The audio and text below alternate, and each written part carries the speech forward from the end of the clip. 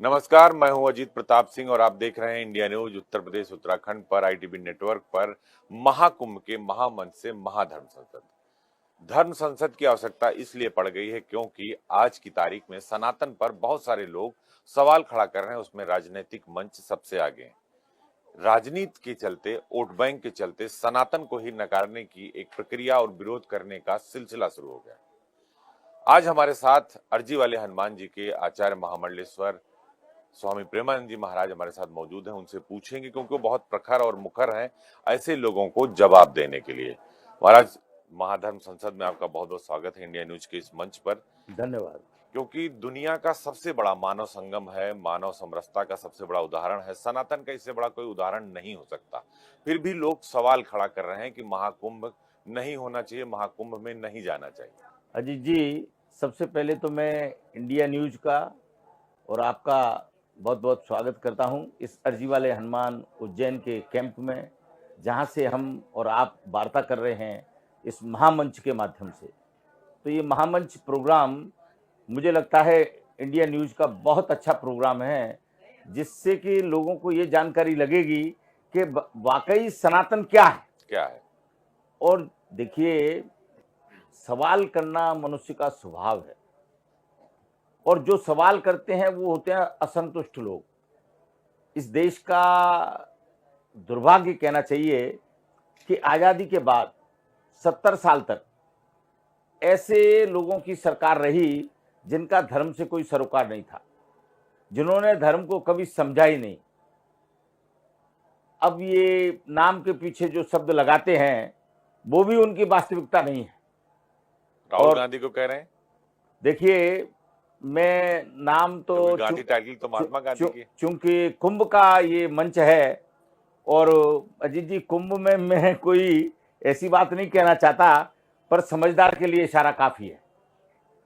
और लोग समझते हैं इस बात को कि जो पीछे वो लगाते हैं वो है नहीं, वो क्या है, इसकी वास्तविकता लोगों को अवश्य जानना चाहिए। वो राम को काल्पनिक बताते हैं, रामलला का दर्शन करने नहीं जाते हैं राहुल गांधी या प्रियंका गांधी, लेकिन इस बार कह रहे हैं कि हम फरवरी में जाएंगे स्नान करने महाकुंभ में। तो क्या है ये? देखिए, यही तो उनकी सोच है। जो अमृतकाल का समय है उसका भी उस परिवार को ज्ञान नहीं है। अमृतकाल का पंचांग के हिसाब से समय 14 जनवरी से 3 फरवरी तक है। 14 जनवरी को हमारा प्रथम स्नान मकर संक्रांति का, द्वितीय स्नान जो है मौनी अमावस्या का भी 29 जनवरी का होने वाला है। उसमें हम प्रातःकाल 6 बजे अपनी अखाड़े की छावनी से अपने अपने शाही रथों पर बैठकर स्नान करेंगे। तीसरा जो स्नान है वो बसंत पंचमी का 3 फरवरी का। तो ये 3 स्नान जो है अमृतकाल के 3 स्नान है। बाकी अपना 12 तारीख का जो फरवरी 12 का जो स्नान है पूर्णिमा का, वो कल्पवासियों का स्नान है। वो माघ पूर्णिमा स्नान जो है कल्पवासियों का स्नान कहा जाता है। कल्पवास लोग यहाँ आके 1 महीने तक अजीत जी इस माँ गंगा की गोद में करते हैं। कल्पवास जो है आज के जमाने में हम अगर उसको शब्द कहें तो रिजुविनेट करना बॉडी को, तो वो कल्पवास का समय है। लोग आते हैं कल्पवास में, लोग अपने अपने घरों से अपना अपना सामान लाते हैं, बिस्तर लाते हैं, खाने का लाते हैं, एक टाइम खाना खाते हैं, सिर्फ एक टाइम। आप ये कह रहे हैं कि राहुल गांधी यानी गांधी परिवार को जो है ज्ञान ही नहीं है कि कब कौन सा स्नान है, अमृतकाल कब है। देखिए, ये तो आपने ही कह दिया, मेरी बात को आपने भली भांति लोगों तक पहुंचा दिया अजीत जी, उसके लिए मैं आपको धन्यवाद देता हूं। कि लोग आपसे सुनना चाहते हैं कि राहुल गांधी क्या सोचते हैं, प्रियंका गांधी क्या सोचते हैं सनातन के बारे में और महाकुंभ के बारे में। देखिए, अगर पेड़ जो है बबूल का है तो उस पर आम की कल्पना कैसे की जा सकती है। अब आप जानते हैं कि पेड़ कैसा है, उसके ये फल हैं, तो कैसे होंगे। तो मेरा कहना ये है कि जिन लोगों को इस बात का ज्ञान नहीं है कि कुंभ कब है और कुंभ का स्नान कब है, अब यूं तो वो गंगा में कभी भी आए, कभी भी डुबकी लगाएं, यहाँ लगाएं, बनारस लगाएं, अपने गंगोत्री में लगाएं, सब जगह लगाएं। गंगा की डुबकी किसको मना है। अखिलेश यादव को बहुत दर्द होता है महाराज जी। अखिलेश यादव कहते हैं कि सरकार ने इस पूरे प्रोग्राम को, कुंभ को इवेंट बना दिया है, योगी जी को कैबिनेट नहीं करनी चाहिए। देखिए, मैं तो आदरणीय मुख्यमंत्री जी को बहुत साधुवाद और बहुत धन्यवाद देता हूं। ऐसा मुख्यमंत्री मेरे जीवन में मैंने इतने कुंभ किए, अखिलेश यादव का ही कुंभ किया मैंने। मैं चलिए पहले अखिलेश यादव के कुंभ की बात बता देता हूं। 2013 उस समय चीफ सेक्रेटरी थे जावेद उस्मानी। मुझे नाम इसलिए याद है कि मुझे लगता है हर दूसरे दिन मुझे उनको खटखटाना पड़ता था कि आप संस्कृति के साथ खिलवाड़ नहीं कर सकते, आप अगर अन्य धर्म के हैं तो आप इस कुंभ को बर्बाद नहीं कर सकते। भगवान ने आपको, अगर इस समय आप पूर्व जन्म में हो सकता है सनातनी रहे होंगे, आप हिंदू धर्म में पूर्व जन्म में पैदा हुए होंगे, परंतु इस जन्म में उन पुण्यों के कारण आपको एक अच्छा पद मिल गया और आप चीफ सेक्रेटरी हो गए। तो और प्रदेश सरकार की सबसे बड़ी एग्जीक्यूटिव अथॉरिटी चीफ सेक्रेटरी होता है। बिल्कुल। तो मैं अजीत जी हर दूसरे दिन उनको खटखटाता था और उनको बताता था कि भाई देखो, आपका जो प्रभारी मंत्री है वो भी दूसरे धर्म का है। आजम खान नगर विकास मंत्री थे। हाँ, आप ही नाम लेते जा रहे हैं, मेरा काम आसान कर रहे हैं। मुझे लगता है कि ये बहुत अच्छी बात हो रही है आज के इंटरव्यू में कि मुझे इन विधर्मियों का नाम नहीं लेना पड़ रहा। ये सब विधर्मी है, अधर्मी है। इनको अधर्मी और विधर्मी तो जनता ने बता दिया है। सबके अंत कैसे हुए हैं ये किसी से छुपा नहीं है। और देखो, गोस्वामी तुलसीदास जी ने अजीत जी बहुत अच्छी बात लिखी कि निज कर करम भोग कर भ्राता, जसु तज करो तसु फल चाखा। गोस्वामी तुलसीदास जी ने कहा कि निज कर कर्म भोग कर भ्राता, आप जैसे कर्म करेंगे भोग कर जाएंगे, वैसे ही भोग के आप जाएंगे। ये कलयुग है, इसमें त्रेता और सतयुग जैसी बात नहीं है कि आज आप कर्म करेंगे और आपको तीसरे जन्म में आपको चुकाना पड़ेगा। ये कलयुग है। इस कलयुग में आपको, आज आपने कर्म किए हैं, आपको तत्कालिक लाभ होगा और तत्कालिक हानि होगी। अगर आप मंत्र जाप करेंगे, पूजा करेंगे, पाठ करेंगे, कुंभ में स्नान करेंगे तो आपको तत्कालिक लाभ है। एक सवाल महाराज जी, अखिलेश यादव ने कहा कि योगी सरकार ने को कैबिनेट नहीं करना चाहिए था महाकुंभ में, और उसे वो पूरी तरह से पॉलिटिकली बना रहे हैं और पूरे मंत्रिमंडल को लेकर नहीं जाना चाहिए था।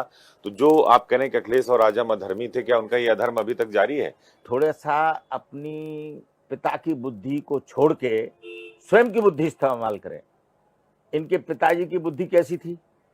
इनके पिताजी की बुद्धि ऐसी थी कि उन्होंने कार सेवकों पर गोलियां चलवाई और उस पाप के प्रायश्चित के लिए इन्होंने पिताजी की मूर्ति यहां कुंभ में लगवा दी है। तो पिताजी की मूर्ति यहां कुंभ में भेजने की क्या जरूरत थी? है? अब उनके जीते जी तो उनको पवित्र कर नहीं पाए, अब मर के पवित्र करना चाहते हैं। और तो दूसरी, मूर्ति पाप का प्रायश्चित है। मैं तो यही समझता हूं कि कुछ प्रायश्चित होगा इनके मन में, तभी यहां मूर्ति भेजी है। जब मुलायम सिंह ने जीते जी कार सेवकों पर गोलियां चलाई, कितने कार सेवकों की निर्मम हत्या की, तो मुझे हत्यारा कहने में कोई संकोच नहीं है। जिसने इस तरह के पाप किए हैं उनके लिए मैं अजीत जी, एक बात मेरे साथ सदैव रही है, मैं हनुमान जी का उपासक हूं। अर्जी वाले हनुमान को मैं हजारों लोगों की प्रतिदिन अर्जी लगाता हूं। जितने समय मेरे पे होता है मैं विशिष्ट मंत्रों से उनको अर्जी लगाता हूं।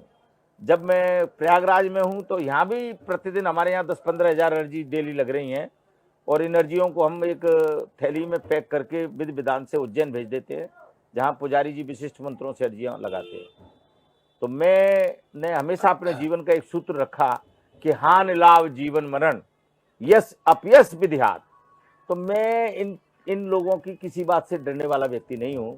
जो सत्य है वही सनातन है, इसलिए मैं हमेशा सत्य के बोलने का हमेशा कोशिश करता हूं और मेरी जानकारी में जो होता है उसको मैं सत्यता से ही परोसता हूं। अखिलेश तो सत्य को नकार रहे हैं, सनातन को नकार रहे हैं, कह रहे हैं कुंभ में क्यों स्नान जाने करने लोग जा रहे हैं, खुद लेकिन हरिद्वार चले जाते हैं स्नान करने। यही तो उनको सिखाना है। एक अच्छे गुरु की अखिलेश को जरूरत है।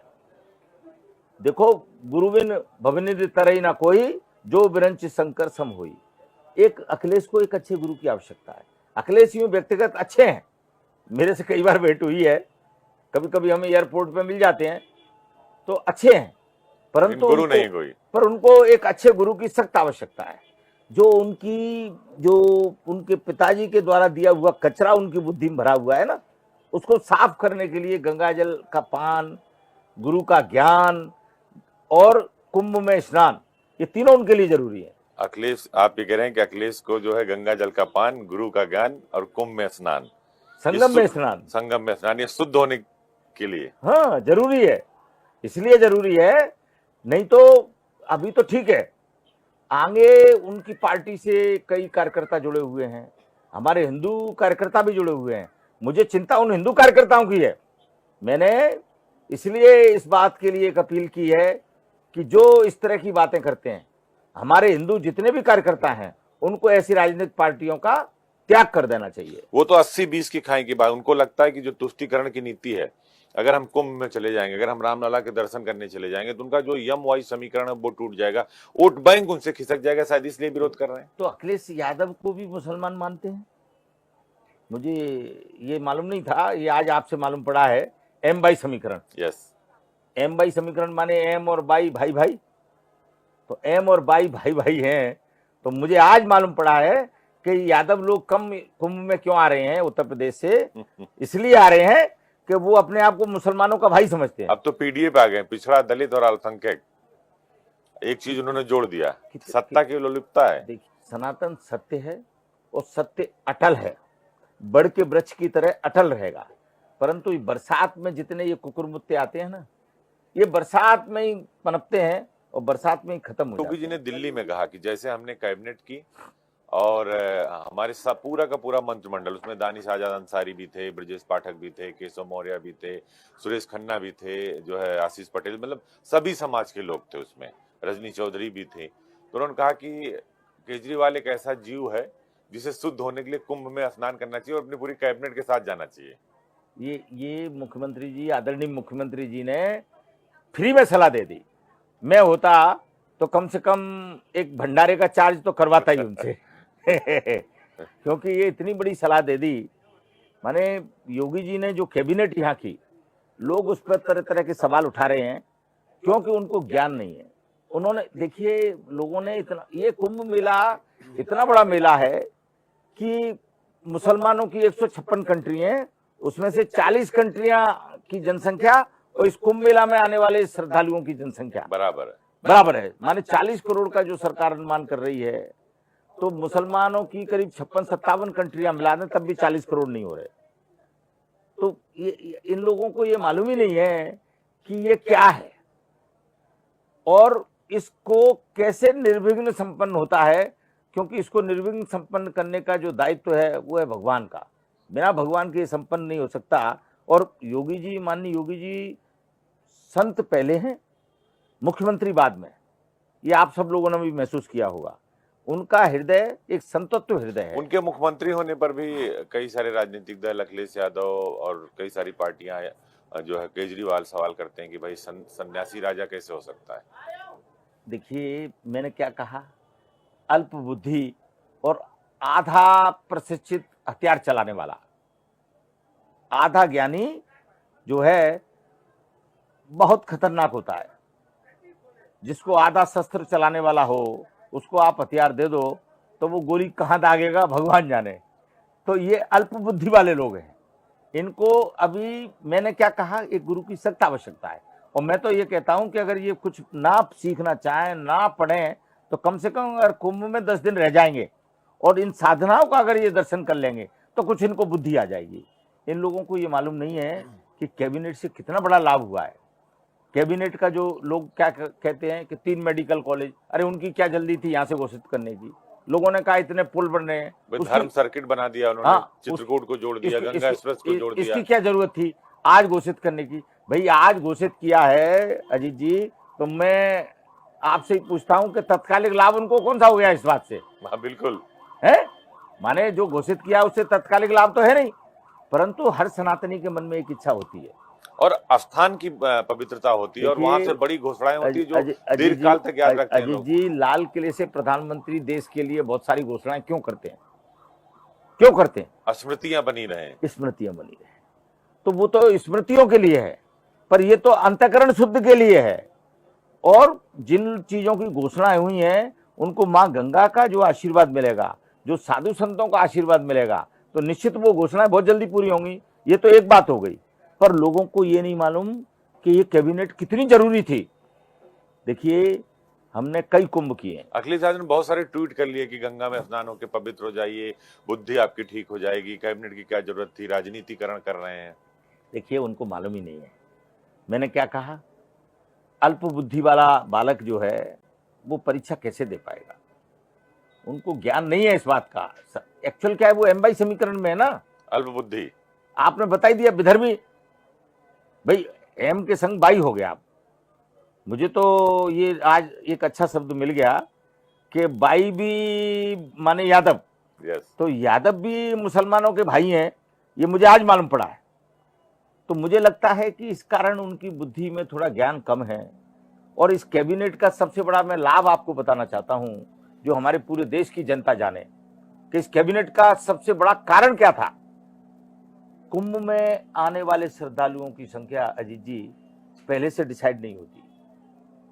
किस अखाड़े में कितने साधु आ जाएंगे, कितने भगत आ जाएंगे, कितने खालसा आ जाएंगे, कितनी महिलाएं आ जाएंगी, कितनों को हमको नागा बनाना है, कितनों को हमको दीक्षा देना है, ये कुछ माने मालूम नहीं रहता। और हर दिन हमारे पास भीड़ बढ़ती है। और इस कुंभ की एक विशेषता रही है अजीत जी कि कभी कोई ये प्रिडिक्ट नहीं कर सकता कि आज कितने लोग आ जाएंगे। ये मैं पिछले 5-7 कुंभों से इसको एनालिसिस कर रहा हूं। तो मुख्यमंत्री जी ने इस बात की चिंता ली कि इतने लोग आ रहे हैं, उनके लिए शौचालय कहां। जितने शौचालय मुख्यमंत्री जी ने आदरणीय ने सैंक्शन किए थे वो एक संग सब जगह लगा देते, तो मालूम पड़ा कि उस खालसा का उस रूट से कोई आदमी आ ही नहीं रहा। ठीक बात है, तो वो शौचालय बेकार हो जाते। फिर एंड टाइम पे मुख्यमंत्री जी शौचालय कहां से लाते। ठीक बात है। 1.5 लाख शौचालय बनाया उन्होंने। नहीं, अरे 1.5 लाख तो बने हैं, अभी और बन रहे हैं अजीत जी। 1.5 लाख से काम नहीं चल रहा हमारा। तो एंड टाइम पे जो रिजर्व शौचालय हैं उनको कहां फिट करें, तो उसका कोई आंकड़ा कोई खालसा, कोई अखाड़ा, कोई संत नहीं दे सकता। वो तत्कालिक ही वो जानकारी दे सकता है। तो कल की कैबिनेट से पहले हम सब लोगों से जानकारी ली गई थी, खासतौर में सतत संपर्क में रहा, तो ये जानकारी ली गई थी कि महाराज जी कौन सी दिशा से हमको मूवमेंट हाई करना है, कौन सी दिशा से हमको मूवमेंट लो करना है, कितने शौचालय हमको किस साइड लगाने हैं, कितनी खाद्यान्न की व्यवस्था हमको किस साइड करनी है। तो ये सब बहुत छोटी छोटी जानकारियां हैं, पर इनका बिना इनके कुंभ संभव नहीं है।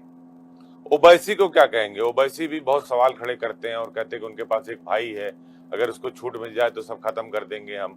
तो कुंभ को लेकर भी ओवैसी सवाल खड़ा करते हैं कि पूरा सरकार जो है उसी में लगी हुई है। देखिए, ओवैसी को तो मैं निकृष्ट कहूंगा, जो खाते हैं देश की और बजाते हैं विदेश की। ओवैसी जो है, ओवैसी को मैं एक सलाह जरूर देना चाहता हूं कि ओवैसी जी, तुमको अगर इस देश से इतनी एलर्जी है, सनातन, ये हिंदुओं का देश है, ये सनातन का देश है, आपको इतनी एलर्जी है तो आप यहाँ रुके क्यों? आपको तो इमीडिएट हवाई जहाज में बैठना चाहिए और पाकिस्तान चले जाना चाहिए। वहां आपको राजनीति करना चाहिए। यहाँ आपको राजनीति करने की जरूरत ही नहीं है। आपके प्रति, आपके मन में इस देश के प्रति कोई सम्मान नहीं है, कोई आदर नहीं है, तो आप यहाँ क्यों टिके हुए हैं? आपको ऐसा क्या लालच है? मैं आपको बताता हूं क्या लालच है। उनको लालच है कि पाकिस्तान में जाएंगे तो भूखे मर जाएंगे। जो इस देश की संपदा का भोग कर रहे हैं, क्योंकि यहाँ सबको स्थान मिला है। आपको मैं एक जानकारी दे दूं, जब अहमद शाह अब्दाली ने 1700 में आक्रमण किया मथुरा पर, तो नागाओं ने उनको भगाया, मारा, उस सेना को परास्त किया। लाखों की सेना को मात्र 400 नागाओं ने परास्त किया था। परंतु वहां भी अजीत जी एक बात बहुत विशेष थी कि जैसे ही सूर्यास्त होता था युद्ध बंद हो जाता था। और जब युद्ध बंद हो जाता था तो चूंकि वो बहुत दूर से आया था अहमद शाह अब्दाली, तो उसका राशन पानी सब खत्म हो गया था। तो हमारे ही सनातन के लोग, हमारे ही हिंदू धर्म के लोग उसको रात को राशन पहुंचाते थे, क्योंकि हमारे देश की ये परंपरा है, अतिथि देवो भव। तो अतिथि देवो भव की परंपरा से हम लोग जीवन जीते हैं। उस समय रात्रि में उनको राशन पहुंचाया जाता था और उस राशन से वो भोजन पाते थे और उस भोजन को पाकर उसी ताकत से वो फिर हमसे लड़ते थे। तो हमारे देश की तो परंपरा ऐसी है, इसलिए ये ओवैसी और ये सब चल रहे हैं, परंतु ये ज्यादा समय तक अब नहीं है। इनको इस बात को स्वीकारना पड़ेगा कि हिंदुस्तान में रहना है तो वंदे मातरम कहना है। करौली सरकार है, आप जानते हैं उनको। करौली सरकार के सामने आप प्रश्न लेकर जाइए तो जवाब वो पहले से लिख कर रखते हैं। उन्होंने कहा कि ओवैसी जैसे लोगों का शुद्धिकरण होना जरूरी है, वो शुद्ध हो जाएंगे तो सनातन में वापस आ जाएंगे। देखिए, ये बात तो उन्होंने ठीक कही कि ओवैसी का शुद्धिकरण होना जरूरी है। ये तो मैं हमेशा से कहता रहा हूँ कि पहले ये भारत नहीं था, पहले ये आर्यावर्त था, फिर उसके बाद अखंड भारत बना। अखंड भारत की सीमाएं हमारी ईरान से अफगानिस्तान तक थी और जिस अफगानिस्तान को हम अफगानिस्तान जिसकी राजधानी कंधार है, उसका नाम प्राचीन गंधार था। कौरवों की माँ गंधारी वहीं से थी। कौरवों की माँ गंधारी जो है गंधार की थी, गंधार की थी, इसलिए उनका नाम गांधारी पड़ा। गांधार प्रदेश से थी। तो ये करौली बाबा ने ठीक कहा है कि इनका शुद्धिकरण आवश्यक है। और मैं उनको एक बात और कह देता चाहता हूं इस बात से कि शुद्धिकरण की आवश्यकता नहीं है। मैं तो ये कहता हूं कि ये लोग अब समझ गए हैं और हो सकता है भगवान ने इनका डीएनए जागृत कर दिया हो, क्योंकि इनका पुराना डीएनए तो आर्य समाज का ही है, आर्यावर्त का ही है, सनातनियों का ही है। ओवैसी का डीएनए सनातनी है। हाँ, ओवैसी का डीएनए सनातनी है। इनके 4 पीढ़ी 5 पीढ़ी पहले के पूर्वजों के नाम आप निकालोगे तो वो निश्चित कोई व्यास होगा, कोई पुरी होगा, कोई गिरी होगा, कोई भारती होगा, ऐसा ही नाम होगा। अरे आपको मैं बताऊं, मैं अभी जम्मू कश्मीर में गया था। वहां हमारी एक निरंजनी अखाड़े की प्रॉपर्टी है, तो मैं उसका सीमांकन कराने गया। तो मैं उतर के वहां गांव में भी चला गया। 2-3 गांव थे पास में, ये रजौरी पुंछ के पास की बात है। तो मैं गांव में चला गया। अब मैं गांव में गया तो मैंने क्या देखा कि कमाल खान हो सकता है, राजीव खान, अब राजीव खान कैसे हो सकता है? कैसे हो सकता है? सोनिया खान कैसे हो सकती है? माने जो हमारे रामेश्वर खान है, रामेश्वर खान कैसे हो सकता है? कैसे हो सकता है? तो मैंने उन लोगों को कहा, सबको मैंने कहा देखो, तुम्हारा आगे का काम तो ठीक है, ये पिछवाड़ा जो बिगड़ गया है इसको थोड़ा ठीक कर लो, ठीक कर दो तो ठीक हो जाओगे। तो उसी का परिणाम है कि बहुत सारे लोग इस कुंभ में भी संपर्क में हैं। एक निश्चित कार्यक्रम होगा, उसमें वो अपने घर को वापस आना चाहते हैं। तो मैं ओवैसी को भी सलाह दे देता हूं कि कुंभ बहुत बड़ा मौका है। यहाँ बड़े बड़े संत विद्वान महंत महात्मा हैं, जिसमें आपकी श्रद्धा हो, और किसी में श्रद्धा नहीं हो तो अर्जी वाले हनुमान में श्रद्धा कर लो, हम यही शुद्धिकरण कर देंगे उनका। और अगर मैं आपको इससे आगे की बात कह देता हूं, अगर वो हर हर गंगे और जय शिव शंकर कहेंगे तो मैं अपने रथ पर उनको शाही स्नान कराऊंगा। ओवैसी को अगर हर हर गंगे और शिव गंगे कहेंगे तो आप शाही स्नान कराएंगे अपने रथ पे बैठा के? बिल्कुल। तो हनुमान जी की गदा क्या करेगी फिर? नहीं, हनुमान जी की गदा नहीं तो उसको मारा है, जब तो ऊपर चढ़ पाएगा रथ पे। बिना हनुमान जी की गदा खाए उसकी क्या ताकत के वो ऊपर चढ़ जाए? तो अखिलेश को भी शुद्ध कर दीजिए फिर, लगे हाथ।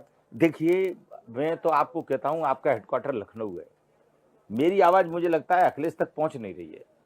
अगर आप मेरी आवाज को उन तक पहुंचाएंगे तो मैं आपको भी बहुत बहुत धन्यवाद दूंगा और 101 रुपए इनाम भी दूंगा।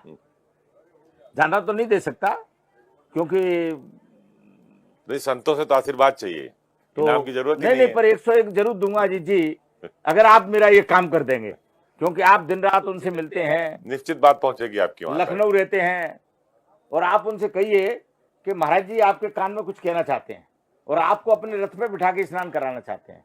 मैं चाहता हूं कि ऐसे राजनेताओं की गंगा में डुबकी लग के बुद्धि शुद्ध हो, और बिना गुरु के, आप छोटे थे, विद्यालय जाते थे, शुरू पे बहुत छोटे थे, माँ ने बताया आपको कि ये मिट्टी है, ये रोटी है, नहीं तो आपको बता देती माँ कि मिट्टी मिट्टी खाना है, तो खाने लगते। बिल्कुल। तो गुरु के बिना आपकी गति नहीं है। तो आपने माँ से सीखा कि रोटी और मिट्टी, फिर आप विद्यालय गए, आपने गुरु से सीखा आ बा सा दा ई ABCD, ये सब गुरु से सीखा। गुरु से सीखने के बाद फिर आप जॉब में आए, जॉब में भी आपके कोई गुरु रहे होंगे, मैं कह रहा हूँ, हाँ बिल्कुल, मैं कह रहा हूँ आपको, आपका निश्चित कोई अजीत जी गुरु रहा हाँ बिल्कुल होगा बिल्कुल थे, जिसने ये बताया होगा कि फ्रेम ऐसे बनाओ, हाँ कैमरा ऐसे चलाओ, बिल्कुल लाइट ऐसे करो, बिल्कुल ठीक बात है। एडिटिंग ऐसे करो, दिखाओ ऐसे, मिलो इनसे। माने हर कुछ, कोई भी ज्ञान है बिना अजीत जी गुरु के नहीं मिलता। और मैं तो कहता हूं भारत की भूमि बहुत धन्य है, जहां अनेक गुरु हैं, अनेक विधाओं के गुरु हैं। तो इस भूमि पे रहने के बाद भी इतने ये राजनेता इतने विचलित हैं, तो इनको आ जाना चाहिए। बिल्कुल आ जाना चाहिए। और अखिलेश तक मेरी आप बात पहुंचाइए। मैं अखिलेश को, डिम्पल को, उनकी बेटियों को, बेटे को, सबको मैं अपने रथ पे बिठा के स्नान कराना चाहता हूं, क्योंकि आफ्टर ऑल जननेता है वो, उनकी बुद्धि का नहीं, शुद्धिकरण। वो सनातन से भी हैं। देखिए, वो कुंभ में नहीं आते हैं, रामलला का दर्शन करने नहीं जाते हैं, लेकिन जो वैदिक रीति रिवाज है, सनातनी परंपरा है, उसी हिसाब से काम करते हैं। घर में रुद्राभिषेक करते हैं, हरिद्वार में गंगा जी में डुबकी लगाते हैं, बट यहाँ महाकुंभ में नहीं आते और अयोध्या में नहीं जाते। देखिए ऐसा जीना क्या जीना, मरमर के जीने में कोई लाभ नहीं है। छुप छुप भगवान ने एक जन्म दिया है। अखिलेश जी, मैं आपको एक अपील इंडिया न्यूज के माध्यम से एक अपील कर देता हूं। आप जब मेरा ये वाक्य सुनेंगे तो सनातन जो है वो हमेशा वीर परंपरा से हुए हैं, और मुझे तो आज मालूम पड़ा, बड़ी प्रसन्नता हुई है कि आप रुद्राभिषेक भी करते हैं, आप वैदिक रीति रिवाज से पूजन करते हैं। तो मैं चाहता हूं कि उसकी फोटो भी ट्वीट करते हैं। उसकी फोटो भी ट्वीट करते हैं। Yes. ये तो और अच्छी बात है कि आप सबको बताते भी हैं कि हम सनातनी हैं, हाँ, हम हिंदू हैं। तो मैं आपको सर्टिफाइड, मैं अब आपको सर्टिफाइड करना चाहता हूं। कहते हैं ना, आइए रथ पे बैठिए। हर चीज का एक ISI मार्का होता है। हाँ, यस। तो मैं अखिलेश यादव और सनातन का ISI अवैधुद्दीन ओवैसी जो है, मैं तो नाम भी ठीक से नहीं ले पाता उसका, क्योंकि विधर्मियों के नाम मैं लेता नहीं कभी। मैं कहता हूं जैसा आप खाएंगे वैसा आप गाएंगे, वैसी आपकी मति बनेगी। जो बोलेंगे या यति सामति। तो तो मैं इन दोनों को ISI मार्का ठोक के परमानेंट सील देना चाहता हूं कि आप सनातनी हैं, पर डरिए मत, आइए। नहीं, वो तो डरते हैं ना कि हमारी सत्ता चली जाएगी, हम वापस सत्ता में आएंगे नहीं, हमारा वोट बैंक चला जाएगा। देखिए, इसीलिए दिखाते हैं बट करते नहीं है।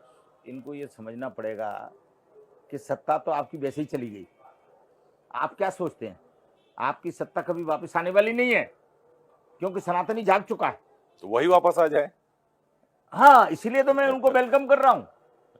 मैं उनको, देखो मैं गुरु हूं, ऐसा है मुझे कुछ, जो कोई भेंट चढ़ाता है तो आशीर्वाद देता हूं, नहीं चढ़ाता है तो आशीर्वाद देता हूं।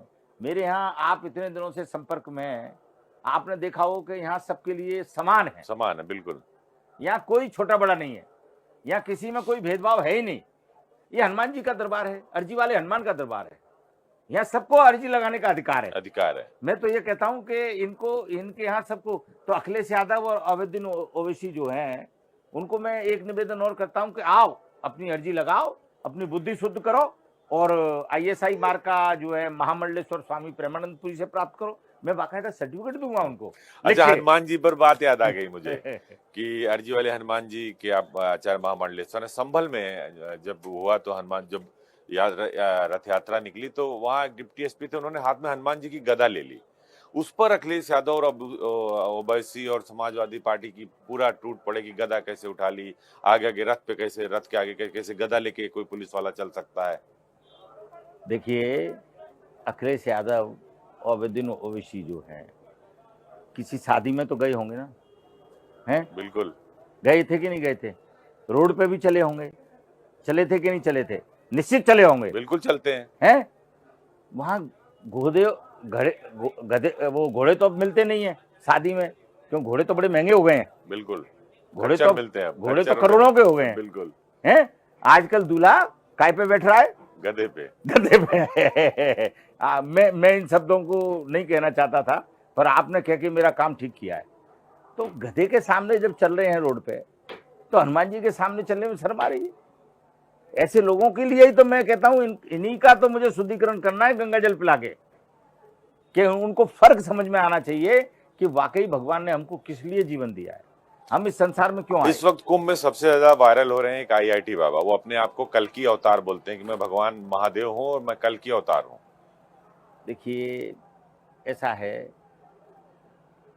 एक मैं पागल खाने के सामने से निकल रहा था, बहुत 4-5 साल पहले की बात है। आगरा में मेरी गाड़ी जा रही थी और उसी समय पता नहीं उन पागलों को कहाँ ले जा रहे थे लोग, और उसमें से 3 पागल जो है, 2-3 पागल नीचे निकले और एक ने मुझे खट सलूट किया, मेरे से कहा कि मैं जो है एसपी हूँ। एक ने तो ये तक कहा कि मैं देश का प्रधानमंत्री जवाहरलाल नेहरू। तो आईआईटी बाबा के लिए मैं क्या कहूँ, अब आप समझ जाओ कि जो अपने आप को, कल्कि का जो वर्णन भागवत जी में लिखा है कि वो संभल में पैदा होंगे, एक विष्णु यज्ञ नाम के ब्राह्मण के यहाँ पैदा होंगे, ये सब शास्त्र में लिखा है। अब उसके बावजूद ये आईआईटी और पीएचडी और प्लान कंप्यूटर, पता नहीं कौन कौन से बाबा हैं। हमारे सनातन संस्कृति में तो आईआईटी पीएचडी कंप्यूटर कभी रहे नहीं, ना किसी शास्त्र में है। तो अब मुझे तो ऐसा लगता है कि इनको पागल खाने का चेकअप जरूर कराना चाहिए। प्रशासन पता नहीं क्यों चुप है, जो इनको पागल खाने तक नहीं ले जाता, पर आपने मेरी नॉलेज में लाया है तो मैं देश इससे से बहुत सारे लोग मिलने आ रहे हैं उनसे। देखिए, सुन लिए मेरी बात, ये देश धर्म का है, ये आस्था का देश है, और हमारा यूथ अभी थोड़ा भटक चुका है। तो जहां आप एक काम करिए जी, इस गंगा में आप रात को 5 लाल लाइटें लगा दीजिए, पूरे कुंभ की भीड़ आप वही पाएंगे। तो हमारे लोगों, हम जिज्ञासु लोग हैं, कोई भी कैसा भी हो, हम किसी का अपमान नहीं करते हैं, हम जिज्ञासु हैं। हम जिज्ञासा के कारण उसको देखने चले जाते हैं, और उसको जिज्ञासा बढ़ाने का काम आप ही लोग कर रहे हैं, आपके ही सब चैनल कर रहे हैं। मैंने, आपको मालूम है, मेरी ये खबर मैंने TV9 के माध्यम से, मैंने एक TV9 पे लाइव किया था, उसके माध्यम से मैंने एक खबर कही कि ये यूट्यूबर जो है सनातन संस्कृति को भ्रष्ट कर रहे हैं, क्योंकि यहाँ का जो प्रशासन है वो भी यूट्यूबरों से थोड़ा डरता है कुंभ के कारण। यूट्यूबर क्या करते हैं? न्यूसेंस क्रिएट करते हैं। न्यूसेंस क्रिएट करते हैं, उनको मालूम ही नहीं है, पता नहीं किस केस से। आप नहीं बताया ना, आईआईटी पीएचडी का जान कौन कौन से कंप्यूटर, और एक कौन से बाबा बताए थे, करौली सरकार, करौली है। अब सरकार तो भगवान नारायण है, उसके अलावा मैंने तो अपने जीवन में किसी शास्त्र में, किसी धर्म ग्रंथ में कभी मैंने सरकार नहीं पढ़ा। तो ऐसे वो कहते हैं कि आईआईटी बाबा अगर हमारे सामने आ जाए तो हम उसे सूट बूट पहना के वापस कनाडा भेज देंगे। अब उनमें इतनी ताकत है तो वो आईआईटी बाबा को खींच क्यों नहीं लेते?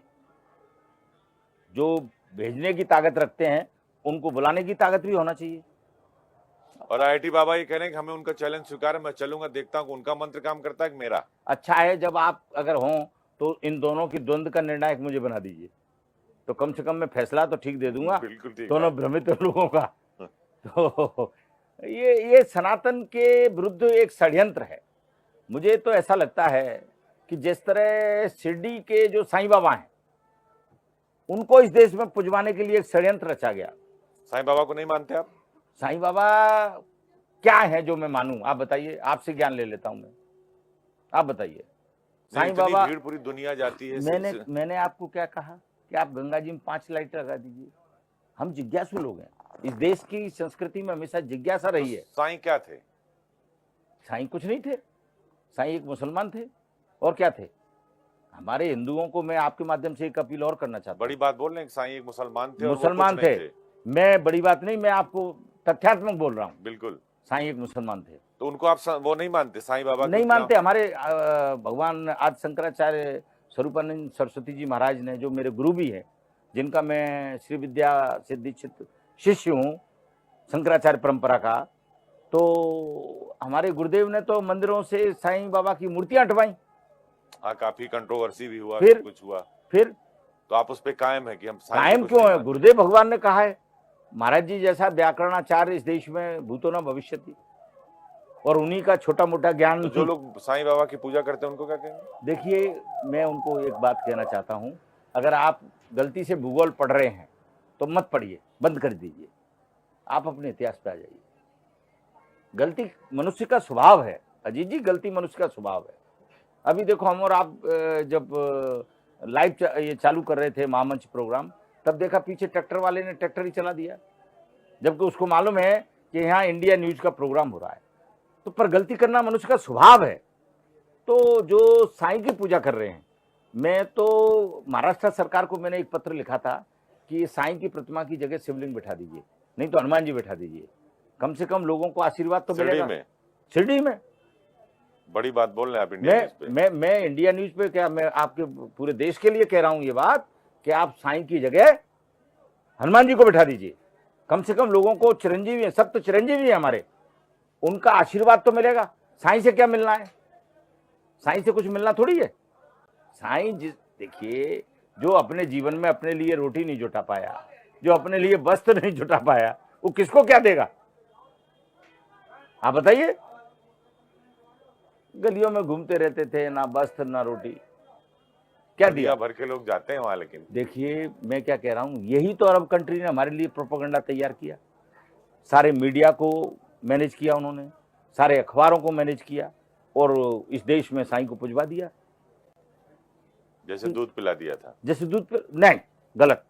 देखिए, उस पर भी लोगों ने सवाल ऐसा खड़ा नहीं किया। है। आप उज्जैन आइए, मैं आपको आमंत्रित करता हूं अजीत जी, मैं आपको काल भैरव ले चलूंगा, मैं पूरी इंडिया न्यूज की टीम को आमंत्रित करता हूं। वो तो हम लोग भी जाते हैं, चढ़ाते हैं। फिर कहां जाती है वो तो आज तक मैं खुद नहीं जान पाया, क्योंकि मैं हर महीने जाता हूँ महाकाल। देखिए अजीत जी, और भैरव बाबा भी जाता हूँ। देखिए, जो हमारे देवता हैं, जो हमारे मंत्र हैं, ये मंत्र आप सोचते हो ये मंत्र हैं, ये मंत्र नहीं है अजीत जी, ये हमारे ऋषि मुनि महात्माओं की वर्षों की तपस्या है, वर्षों का रिसर्च है।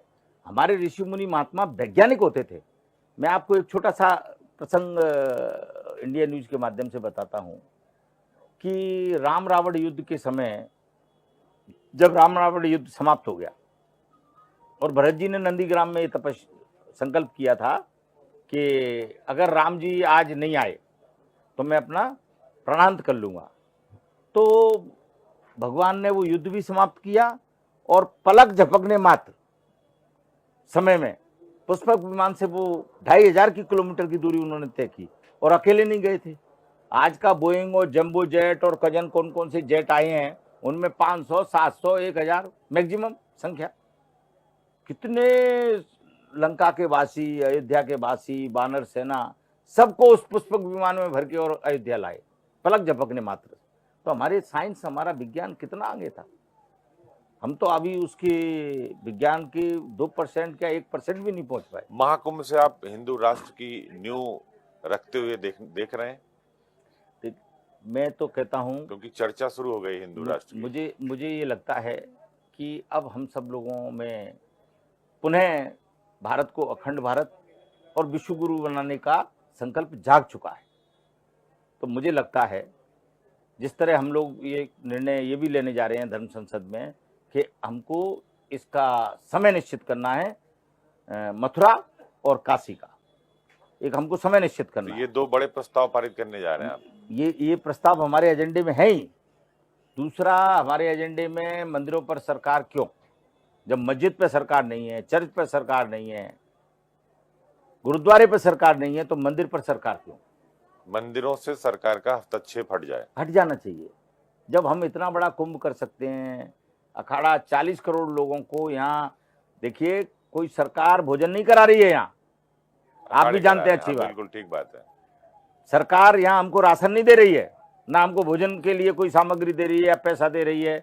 हम सब लोग अपने अपने क्षेत्रों से आते हैं, अपने अपने भगत जगतों का पैसा लाते हैं, उस पैसे से हम यहाँ भोजन व्यवस्था, रहना ठहरना, नल पानी, लाइट, बिजली, सब व्यवस्था करते हैं। लेकिन इस धर्म संसद से सरकार का कोई लेना देना भी नहीं है। देखिए, सरकार का किसी चीज से लेना देना और नहीं लेना देना, इन बातों में फर्क है। धर्म संसद का मतलब यह है कि धर्म कैसे चले, आगे धर्म में क्या क्या काम हो, आगे धर्म कैसे चलेगा, पुराने धर्म हम चला रहे थे उसमें क्या संशोधन आवश्यक है, और एक उसका बोर्ड बन जाए जिससे ये वक्फ बोर्ड जो है, अप फॉर वक्फ बोर्ड जो नाम का एक बोर्ड है, मैं तो नाम भी नहीं लेता, जिसको मैं भूमाफिया बोर्ड कहता हूँ। ये वक्फ बोर्ड नहीं है, भूमाफिया बोर्ड है। इसमें तो बहुत संपत्तियों पर दावा करते हैं, उनका चले तो आधा हिंदुस्तान ही उनका। अरे इसका सबसे बड़ा उदाहरण अजीत जी हमारा महाकुंभ है।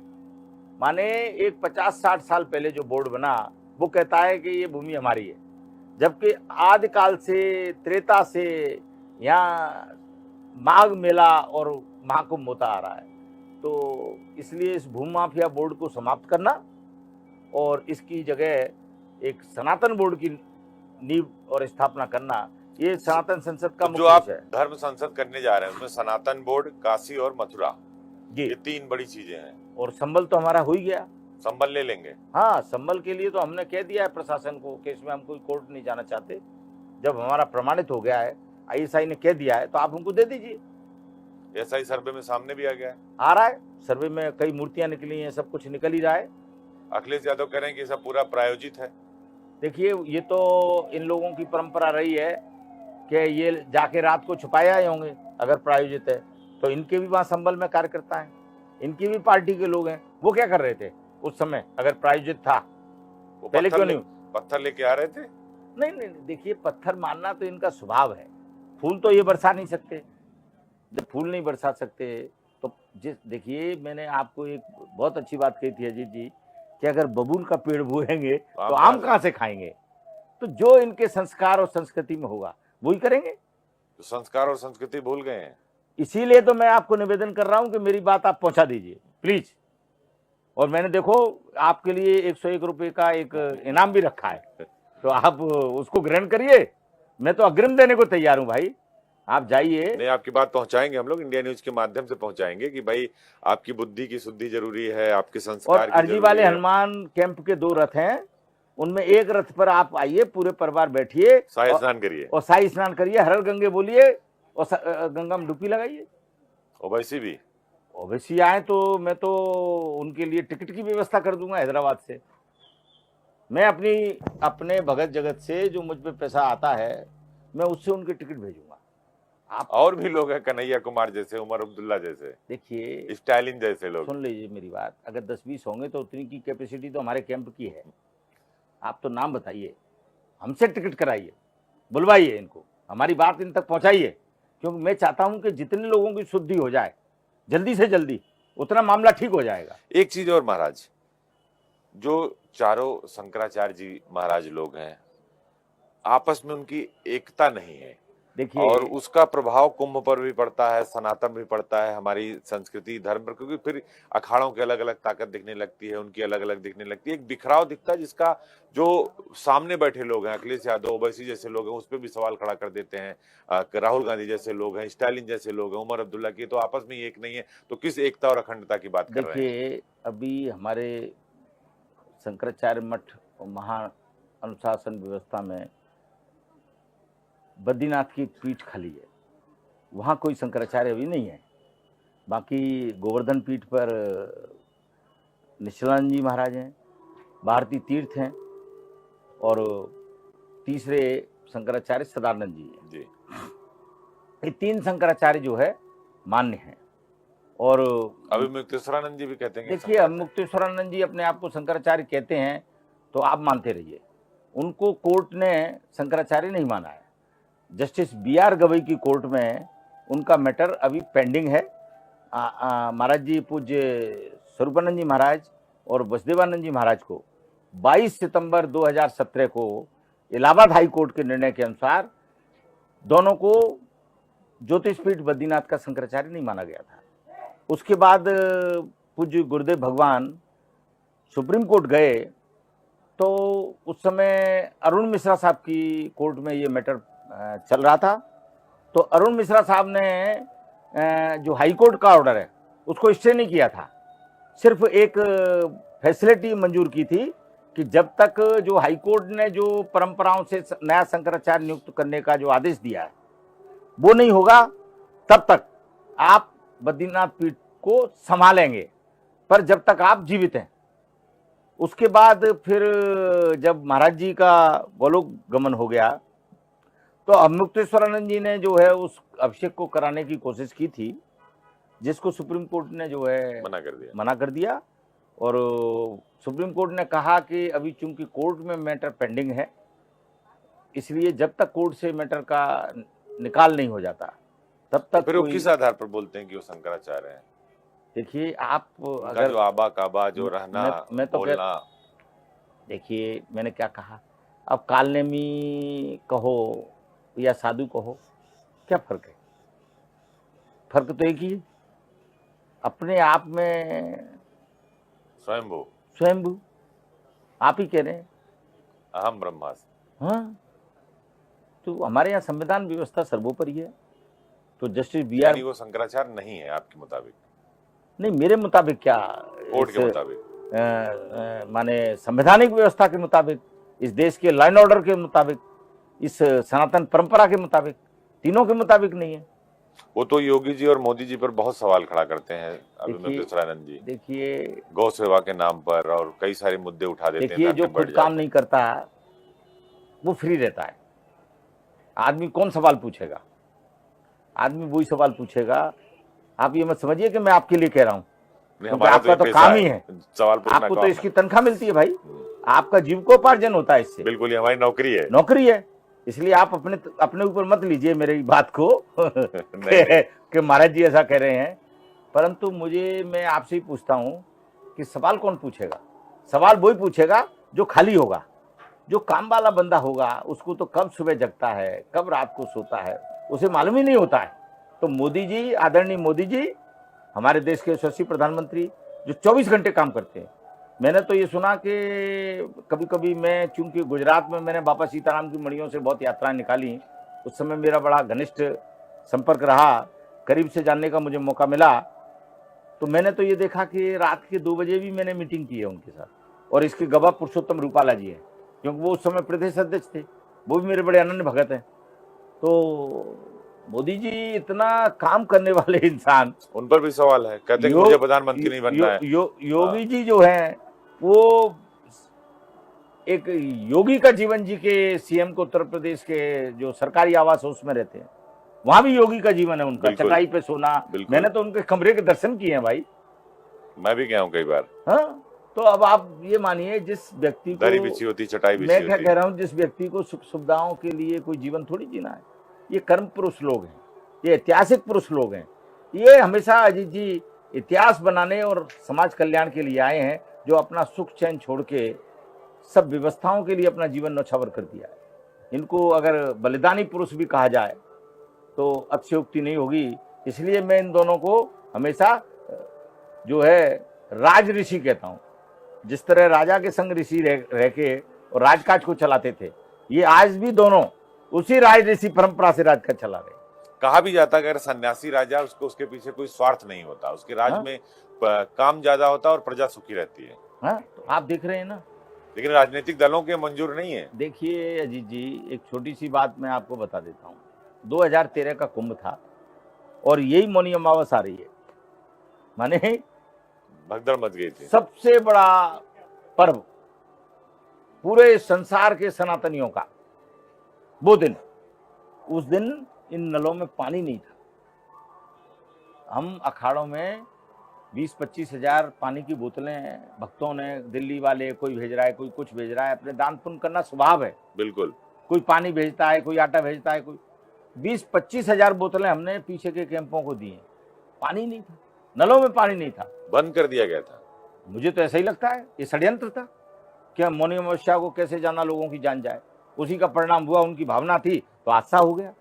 40 लोग मर गए। हाँ, 36-40। वो जावेद उस्मानी बनाई चीफ सेक्रेटरी इसलिए था कि कुंभ को बर्बाद करे। तो ये विधर्मी हैं, कुछ भी कर सकते हैं। इसीलिए मैं आपको पुनः एक बार फिर निवेदन करता हूं कि आप मेरा मैसेज पहुंचाइए प्लीज। एक आखिरी सवाल महाराज जी, क्या ये नया भारत है और ये नया भारत क्या चाहता है? देखिए, ये आपने बहुत अच्छी बात कही, वाकई ये नया भारत है। और हम 14 से अब तक का अगर सफर देखें तो इस भारत ने बहुत ज़्यादा उपलब्धियां प्राप्त की हैं। आज हमारे युवा, देखो पहले मैंने देखा कि 13 से पहले घर में एक मोबाइल होता था, उस पर ही सब बात करते थे। अभी एक आदमी के पास 3 है। और बात करते थे वो तो ठीक है, उसमें भी एक बात ये थी कि जब पिता बात कर रहा होता था तो पुत्र लाइन में खड़ा होता था कि मुझे भी बात करना है, और पिताजी को धीरे से चोटी काटता था, हमारा नंबर है, कि हमारा नंबर है। और दूसरा ये कहता था कि डाटा खत्म ना हो जाए। डाटा बहुत महंगा था। बहुत महंगा था डाटा। बिल्कुल, इनकमिंग का भी पैसा लगता था। इनकमिंग का भी पैसा लगता था। तो अब आप देखिए, मैं जाना बड़ी बात नहीं कहता, जो आम आदमी के हाथ में चीज है, जो रिक्शे वाले के हाथ में है, जो ठेले वाले के हाथ में, जो कचौड़ी वाले के हाथ में है, जो गुमटी वाले के हाथ में, उस हाथ में जो चीज है जो सबको दिख रही है, उसमें इतनी बड़ी क्रांति आ गई, तो इसको नया भारत नहीं कहेंगे? ये बहुत छोटी सी बात मैंने आपको बताई है कि माने कितनी बड़ी बात थी और कितनी सहज हो गई। तो हम निश्चित फिर हमने अनेक ट्रेनें चलाई, अनेक एयरपोर्ट बनाए, अनेक बंदरगाह बनाए। माने मेरा कहना ये है कि नए भारत का अब, चूंकि देखिए आप दिल्ली कभी गए हों तो वहाँ देखा हो बगल में कचरे का बहुत बड़ा पहाड़ है। उस पर बहुत पॉलिटिक्स हो रही है। अब वो पॉलिटिक्स तो एक अलग विषय है, पर मैं एक बात उसके माध्यम से कह देना चाहता हूँ कि उस कचरे को हटाने में टाइम तो लगेगा। बिल्कुल लगेगा। तो 70 साल का कचरा हटाने में भी 10 ही साल तो हुए। अभी टाइम लगेगा, टाइम चाहिए। तो लोगों को तो समझ लेना चाहिए ना। इंडिया न्यूज के माध्यम से अपने देश के सभी सनातनी भाई बहनों को एक अपील करना चाहता हूँ कि मोदी जी ने जो पिछली बार नारा दिया था, अब की बार 400 पार, तो मैं आज नारा देता हूँ कि जो भाजपा सरकार है, अब की बार 425 पार, और ये होगा, क्योंकि अब हमने सबने इस कुंभ से कमर कस लिए। इसीलिए डर लग रहा है अखिलेश को, राहुल को। तो देखिए मैंने क्या कहीं कहा, पूरी सत्ता अभी है नहीं, जो है वो भी चला जाएगा। मैंने क्या कहा, इन दोनों को भी हैदराबाद पहुंच जाना चाहिए। देखिए देश की राजधानी से कम फ्लाइट है, हैदराबाद से पाकिस्तान के लिए ज्यादा फ्लाइट है, आपको जानकारी दे दूं मैं। तो इनको लखनऊ से हैदराबाद पहुंच जाना चाहिए और सभी भाइयों को एक विमान में बैठ के अपने अपने गंतव्य स्थान को पहुंच जाना चाहिए, हैं? तो ये देश अब स्वीकार नहीं करेगा। बहुत बहुत शुक्रिया महाराज जी। स्वामी प्रेमानंद जी महाराज जी थे हमारे साथ, अर्जी वाले हनुमान जी के आचार्य महामंडलेश्वर, और बेबाकी से उन्होंने इंडिया न्यूज के इस महाधर्म संसद पर सवालों का जवाब दिया। और उन्होंने कहा कि अखिलेश, राहुल और ओवैसी जैसे लोग जो देश का और सनातन का विरोध करते हैं, उन्हें हैदराबाद से फ्लाइट पकड़कर पाकिस्तान चले जाना चाहिए, यानी ये देश छोड़ देना चाहिए। उन्होंने कहा कि धर्म संसद होगी तो हम काशी मथुरा का प्रस्ताव पारित करेंगे और देश में अब सनातन बोर्ड की जरूरत है, क्योंकि अब भारत नया भारत है और हिंदू राष्ट्र बनने की तरफ चल पड़ा है। ओवैसी और अखिलेश को उन्होंने नसीहत दी है कि वो आए, महाकुंभ में स्नान करें, हम उनको सनातन में वापस लाएंगे और अपने शाही जो है रथ पर बैठाकर उन्हें महाकुंभ की डुबकी लगाएंगे। और अखिलेश यादव को गुरु की जरूरत है, क्योंकि उनके पास उनके पिता का ज्ञान है, जिन्होंने राम भक्तों पर, कारसेवकों पर गोली चलाई थी। उन्होंने ओवैसी और राजनेताओं को, केजरीवाल को भी कहा है कि वो भी आके यहाँ डुबकी लगाएं, तो शायद उनकी भी दिन जो है वो सुधर जाएंगे। और एक बात कि गांधी खानदान, जिसके पास टाइटल भी उसकी अपनी नहीं है, जो देश की बात नहीं करता, जो सनातन की बात नहीं करता, जो राम को काल्पनिक बताता है, वो देसी नहीं बल्कि विदेशी हैं। उन्हें अपने गंतव्य तक जाना चाहिए और इन सब का शुद्धिकरण होना जरूरी है। हम आपको फिर लगातार इंडिया न्यूज के मंच पर, महामंच पर महाधर्म संसद लेकर आते रहेंगे। रोज रात 9 बजे हम आपको महाकुंभ से महाधर्म संसद दिखाएंगे। बने रहिए इंडिया न्यूज उत्तर प्रदेश उत्तराखंड के साथ। नमस्कार।